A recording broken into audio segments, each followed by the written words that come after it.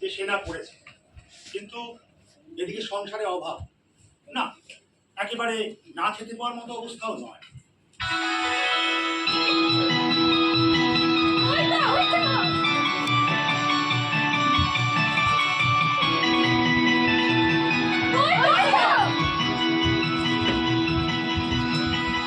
প্রজাপতি প্রজাপতি প্রজাপতি প্রজাপতি কোথায় পেলে ভাই এমন রঙিন পাখা, কোথায় পেলে ভাই এমন রঙিন পাখা। প্রজাপতি প্রজাপতি প্রজাপতি প্রজাপতি কোথায় পেলে ভাই এমন রঙিন পাখা, কোথায় পেলে ভাই এমন রঙিন পাখা। টুকটুকে লাল নীল ঝিলিমিলিয়া কাবাকা, টুকটুকে লাল নীল ঝিলিমিলিয়া কাবাকা, কোথায় পেলে ভাই এমন রঙিন পাখা, কোথায় পেলে ভাই এমন রঙিন পাখা। প্রজাপতি প্রজাপতি প্রজাপতি প্রজাপতি কোথায় পেলে ভাই এমন রঙিন পাখা। কিন্তু কপালে ওইটুকু সুখ সইল না, বাবার ইন্তেকাল হল।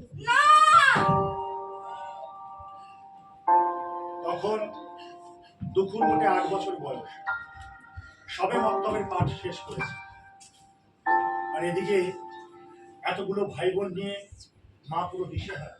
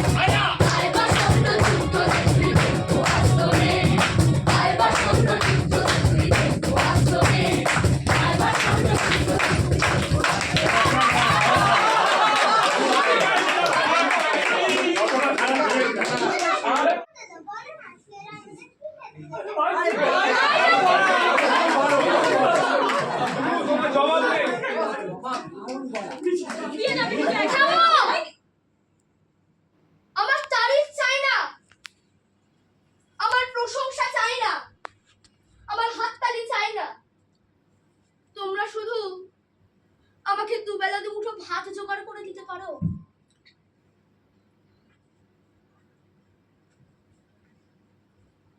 দুঃখু মিয়া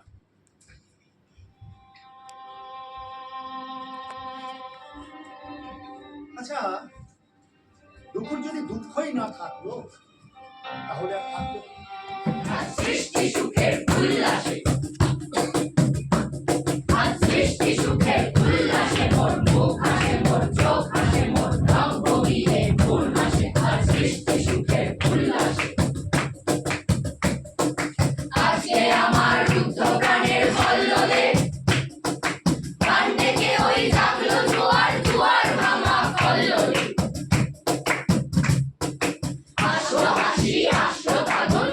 বৃষ্টি এলো আসলো বাদল বুক ফুটে আজ বুক ফাটে মোর তিক্ত দুঃখের সুখ আসে ওই রিক্ত বুকের দুঃখ আসে আজ সৃষ্টি সুখের উল্লাসে আজ সৃষ্টি সুখের উল্লাসে আজ সৃষ্টি নজরুল এক বন্ধু শিয়ারসোল রাজ হাই স্কুলে পড়ত। তো নজরুল তাকে উপলক্ষ করেই শিয়ারসোল রাজ হাই স্কুলে ভর্তি হওয়ার সুযোগ খুঁজতে আসে। আসলো উদাস আসলো উদাস সৃষ্টি ছাড়া বুক ফাটা শ্বাস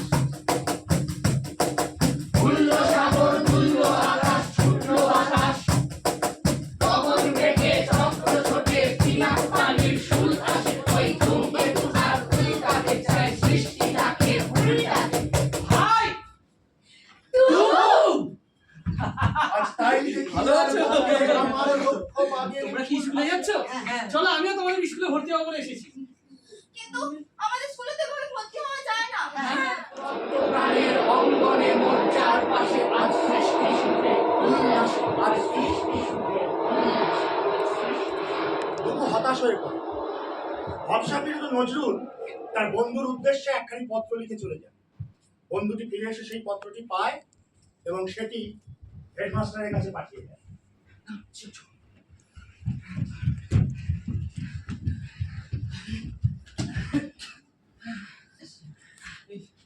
স্যার এই নজরুল। তুমি নজরুল? হ্যাঁ স্যার। চিঠিটা তুমি লিখেছিলে না অন্য কেউ লিখে দিয়েছে? না স্যার, আমি লিখেছিলাম। ও ঠিক আছে, তোমাকে যদি এখন কিছু লিখতে দিই তুমি লিখতে পারবে? এখন? হ্যাঁ স্যার, বলুন কি বিষয় লিখতে হবে? ঠিক আছে, তুমি বর্তমান ছাত্র অবস্থা নিয়ে কিছু লিখবে। ছাত্র অবস্থা পারবে না? আমরা শক্তি, আমরা বল, আমরা ছাত্র দল। মোদের পায়ের তলায় মূর্ছে তুফান, ঊর্ধ্বে বিমান ঝড় বাদল। আমরা ছাত্র দল। মোদের আধার রাতে বাধার পথে যাত্রা নাঙ্গা পায়। আমরা শক্ত মাটি রক্তে রাঙাই বিষম চলার খায়। যুগে যুগে রক্তে মোদের সিক্ত হলো পৃথ্বীতল। আমরা ছাত্র দল। বাহ বাহ বাহ বাহ বাহ, খুব সুন্দর হয়েছে, বুঝলে? আমার খুব পছন্দ হয়েছে। তুমি এক কাজ করো, বড় স্কুলে ভর্তি হয়ে যাও। বেশ, কিন্তু স্যার আমার তো মানে টাকা পয়সা সেরকম মানে। ও ঠিক আছে, তাহলে তোমাকে আমি ওই মাসিক 7 টাকা বৃত্তির ব্যবস্থা করে দিচ্ছি, হবে তো? হ্যাঁ স্যার। আরে তুমি থাকো কোথায়? আগে তরিরামপুর। হরিরামপুর? হ্যাঁ স্যার।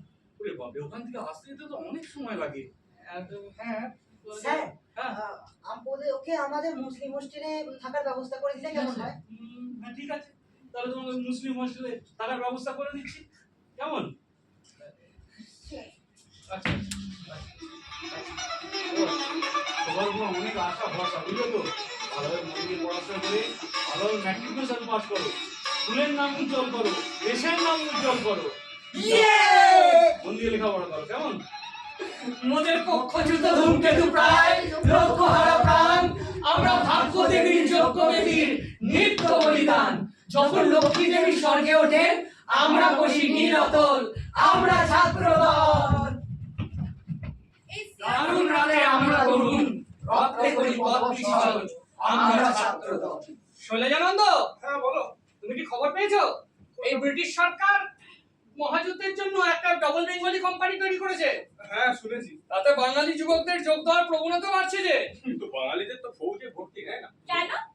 বোকা, নেয় না নয়, নিত না, এখন নিচ্ছে। সত্যি? হ্যাঁ। মনে নেই নিবারণ মাস্টার কি বলতো? কোনটা বলো তো? বাঙালিরা যুদ্ধে অপারগ, এই কথাটা ঠিক নয়। হ্যাঁ। ব্রিটিশ সরকার বাঙালিদের হাতে অস্ত্র তুলে দিতে ভয় ভয় পায়। পাবে না, যাত্রাকে বিশ্বাস করতে পারে না যে যাত্রা বোম বানাতে জানে। তবে তবে দুঃখু, হ্যাঁ। তুমি কিন্তু খুব ভাগ্যবান। কেন? এই বেঙ্গল রেজিমেন্টের হয়ে যুদ্ধে যাওয়ার মহান সুযোগ পেয়েছো। হ্যাঁ, আমি ভাবছি ভাই তোমার সিলেকশনটা কেন হলো না? তোমাকে আনফিট সার্টিফিকেট দিল কে? কে আবার? আমার পোড়া কপাল। দূর। আরে আমি জানি, কি? আমার বাবা বলেছে ওনার মাতামহ মানে দাদু গো অফিসে গিয়ে বারণ করে এসেছে। রায় সাহেব। বুঝলে দুঃখু, তোমার উপর কিন্তু অনেক দায়িত্ব। হ্যাঁ, যুদ্ধে মৃত্যু ভয় আছে, কিন্তু যদি তুমি বেঁচে ফিরে আসো তাহলে এই দেশকে তুমি নতুন অস্ত্র শিক্ষায় শিক্ষিত করবে। আমরা সবাই তোমার অপেক্ষায় থাকবো। ওই দারুণ উপদ্রবের দিনে আমরা জানিসি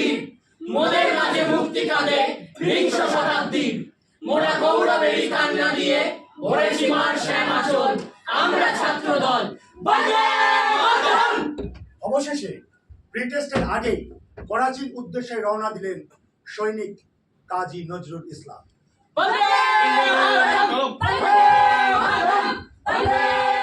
পয়সা তুলতে হবে। হবে না, এটা খুব খেলো হয়ে যাবে। ও কিছু করার নেই, টাকা তুলতে হবে, আমাদের দৈনিকটা তো বার করতে হবে। টাকার দরকার তো। হ্যাঁ, চলুন কোথায়? টাকা আনতে।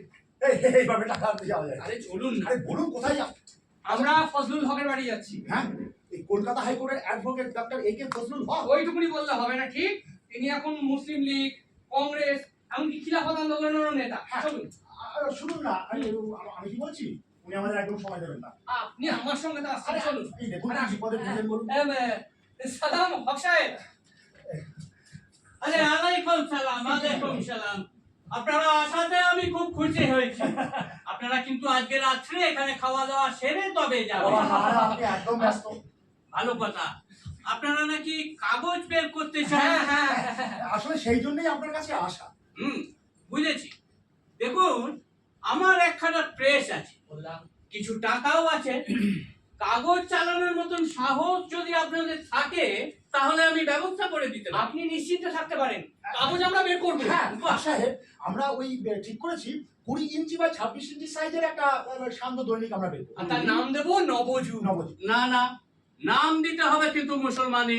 মানে? না না, সেটা অসম্ভব। আরে হিন্দুরা তোমাদের কাগজ কিনবে কেন? ও বর্তমান দেশের যে অবস্থা, তাতে দু সম্প্রদায়ের মানুষই আমাদের লেখা কিনবে। হ্যাঁ, তাই না? তোমরা কিন্তু দুদিক থেকেই মার খাবে। আপনি বলুন। না না হক সাহেব, আপনি বুঝতে পারছেন না। দেখুন, সাধারণ মানুষ কাগজের লেখা কিনবে, সেই কাগজখানা কে ছাপালো, হিন্দু না মুসলিম, তারা সেটা দেখবেন না। ঠিকই তো। আর তাছাড়া এই কাগজের মধ্যে দিয়ে আমরা আমাদের মত ও পথ জনগণের সামনে তুলে আনবো। হ্যাঁ। যারা পড়বেন তারা সবাই পাঠক। হ্যাঁ। আমরা কেন তাদের মধ্যে ভেদাভেদ করব? বলুন। বেশ, আমি তাহলে ওই 1000 টাকা জমা করে আলী সাহেবের নামে একটা ডিক্লারেশন নিয়ে নিচ্ছি। তোমরা বরঞ্চ আমার প্রেসটা একটু দেখে নেবে। হ্যাঁ সেই ভালো। চল এসো। বিষয় নিয়ে 5টা আলাদা আলাদা কথা বলছি, আমি কোনটাকে ধরবো? আরে সে তো বলবে। আরে দাদা, আপনি বলুন। আরে দেখো, অনেকে বলছেন নজরুল আর নার্গিস উভয়ের মধ্যে একটা প্রেমের সম্পর্ক ছিল এবং তারা নাকি বিয়েও করেছে। আবার নজরুলের ঘনিষ্ঠ বন্ধু বলছেন যে এটা নাকি একটা বিরাট ট্র্যাপ। তাহলে নজরুল নাকি নার্গিসের বিয়েই করেননি।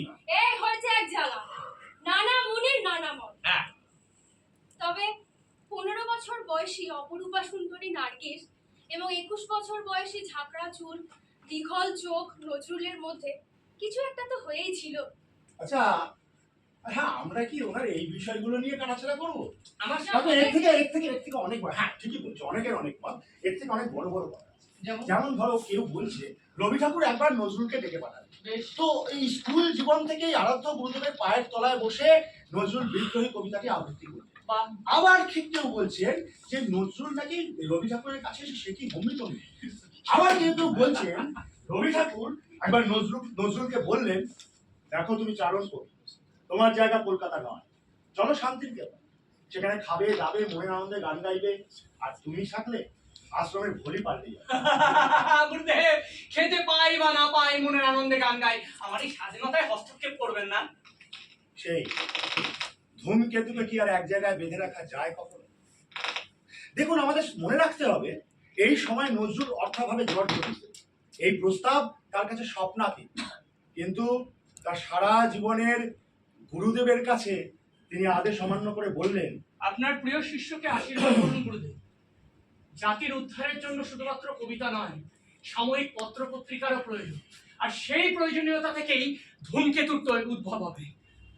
গুরুদেব তার আশীর্বাণীতে লিখলেন, আয় চলে আয় রে ধূমকেতু, আধারে বাঁধ অগ্নি সেতু, দুর্দিনের এই দুর্দিন শিরে উড়িয়ে দে তোর বিজয় কেতন, অলক্ষণের বিরগ রেখা, রাতের ভালে হোক না লেখা, জাগিয়ে দেবে চমক বেড়ে। আনন্দবাজার সাহসী প্রেরণা প্রকাশ করা, অবশেষে প্রকাশিত হলো ধূমকেতুতে আনন্দময়ের আগমন। কি হলো? আপনার নামে অ্যারেস্ট ওয়ারেন্ট আছে। এখন কি করেছে আমাদের কবি? কি করেছে? কবিতা লিখছে, কবিতা। Arrest him. এই, আমাদের কবিকে নিয়ে যেতে দেবো না। ওই খাড়া! আর কতকাল থাকবে দেখি মাটির ঢালার মূর্তি আড়াল।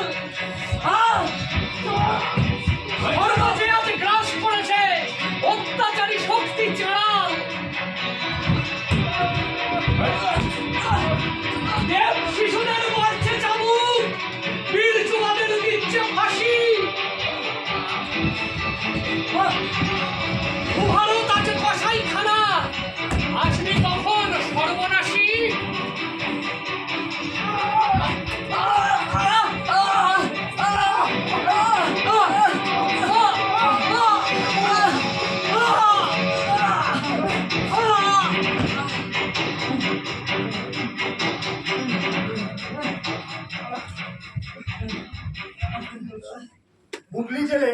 নজরুলের প্রথম দিন সকাল 7টা কি 7:15 বাজে জেল গেটে ঢং করে একটা ঘন্টা পরিদর্শনে আসছেন জেল সুপার মিস্টার ফার্স্টো। হুঁশিয়ার হয়ে যাও, হুঁশিয়ার হয়ে যাও। সরকার সালাম। Azbar Husband, where did you say?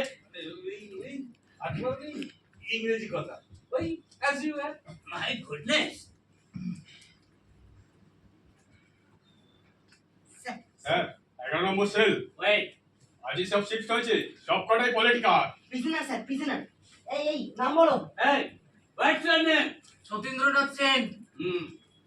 You? You? Ram সুন্দর Singh I say. And you, the black native man? Hey! এই কাঠবেড়ালি পেয়ারা তুমি খাও, গুড়মুড়ি খাও, দুধ ভাত খাও, বাতাবি লেবু লও, বিড়াল বাচ্চা এ কুকুর জানা তাও, What is this? I said, what is this? চিংড়ি ভিট। You do not follow the discipline. Who in the hell are you doing? Here, nothing, What? absolutely nothing. Who is this? Sir sir Nazrul Islam sir, very dangerous. ওই যে কবিতা লেখে, poem sir, right? Poem. Political সব Oh, I see. Then you are the rebel poet. Not only the rebel poet, sir, but